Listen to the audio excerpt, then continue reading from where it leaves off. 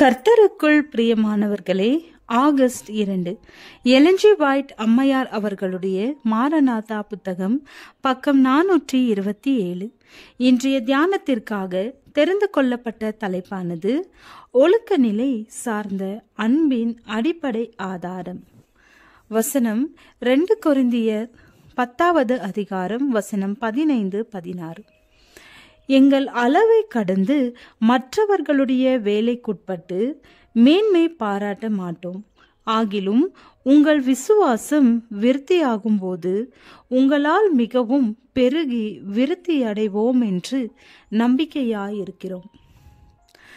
சாத்தானின் வசிய நிலப்பரப்பினின்று நீங்கள் விலகி இருக்க வேண்டும். தேவனிடம் நீங்கள் கொண்டிருக்கும் பற்றுறுதியினின்று உங்கள் மனங்கள் தடுமாறி போய்விட அனுமதிக்க கூடாது. கிறிஸ்துவின் மூலமாக நீங்கள் மகிழ்ச்சியோடு இருக்க வேண்டும். சுயத்தை கட்டுப்படுத்தி வைத்திருக்கும் குணங்களை பெற்றுக்கொள்ள வேண்டும்.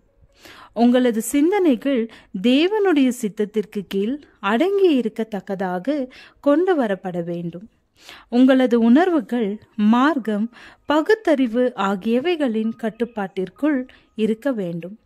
உங்களது கற்பனா சக்தி தடையின்றி கொந்தளித்து அதன் சொந்த போக்கிலே செல்லும்படியும் கட்டுப்பாடு அல்லது ஒழுங்குமுறையின்றி செல்வதற்கு அனுமதிக்கப்படத்தக்கதாகவும் கொடுக்கப்படவில்லை. சிந்தனைகள் தவறாயிருக்குமானால் உணர்ச்சிகள் தவறாக இருக்கும். சிந்தனைகளும் உணர்வுகளும் சேர்ந்து ஒழுக்கமான குணத்தை உருவாக்குகிறது.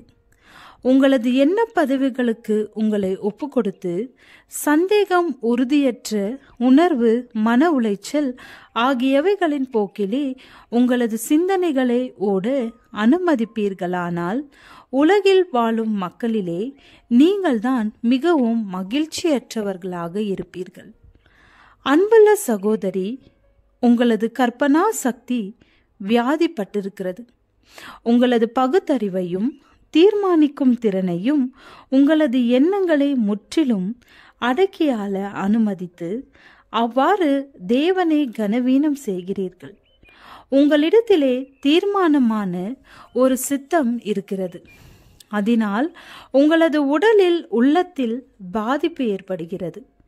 அதன் விளைவாக இரத்த ஓட்டத்தில் சமநிலை தவறி சில உறுப்புகளிலே இறுக்கம் உண்டாக்குகிறது. உங்களது எண்ணங்களுக்கு உங்களது ஆரோக்கியத்தை தியாகம் செய்கிறீர்கள். நீங்கள் ஒரு தவறு செய்து கொண்டிருக்கிறீர்கள்.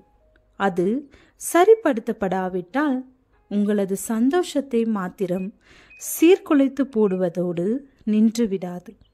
நீங்கள் திட்டமாக ஒரு தீமையை உங்களுக்கு மட்டுமல்ல, உங்களது குடும்பத்தின் அங்கத்தினர்களுக்கும் செய்கிறீர்கள். மிக அதிகமாக செயல் புரிந்து கொண்டிருக்கும் உங்களது கற்பனா சக்தி உங்களது பகுத்தறிவை கட்டுப்படுத்தி இருக்கிறது. உங்களது உணர்ச்சிகளின் மீது உங்களுக்கு வல்லமை இராவிட்டால் இது ஒரு பாவமாக இருக்காது. சத்ருவிற்கு ஒப்பு கொடுக்கத்தக்கதாக இது இவ்வாறு பதில் கொடுக்காது.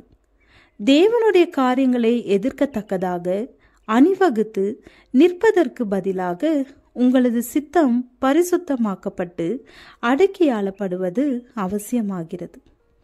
துக்கம், கவலை, குழப்பம் இருக்கின்ற ஒரு உலகத்திலே மனிதன் வைக்கப்பட்டிருக்கிறான். ஆதாம் ஏவாளை போல சோதிக்கப்பட்டு நிரூபிக்கப்படத்தக்கதாகவும் வைக்கப்பட்டிருக்கிறான். மேலும் சரியான குணத்தை உருவாக்கி முரண்பாட்டிலும் குழப்பத்தின் மத்தியிலும் ஒரு இணக்கத்தை கொண்டு வர வேண்டும். நமக்காக இவ்வாறு அதிகமாக செய்யப்பட வேண்டியது அவசியம். நாம் மகிழ்ச்சியை அனுபவிக்க ஏராளமான காரியங்கள் இருக்கின்றன. கிறிஸ்துவின் மூலமாக நாம் தேவனோடு ஒரு தொடர்புக்குள் கொண்டு வரப்படுகிறோம். அவரது இரக்கங்கள் தொடர்ந்து அவருக்கு கடமைப்பட்ட நிலையில் நம்மை வைக்கிறது. அவரால் காட்டப்படும் அன்பாதரவிற்கு நாம் தகுதியற்றவர்கள் என்பதை உணர்ந்தவர்களாக அவைகளில் மிக குறைவானதாக கருதப்படும் காரியத்திற்காக கூட பாராட்டி மதிப்பிட வேண்டும். ஜெபம். தேவனே, நீங்கள் எங்களுக்குள் வாசம் பண்ணுகிறதற்காய் உமக்கு நன்றி. ஆமேன்.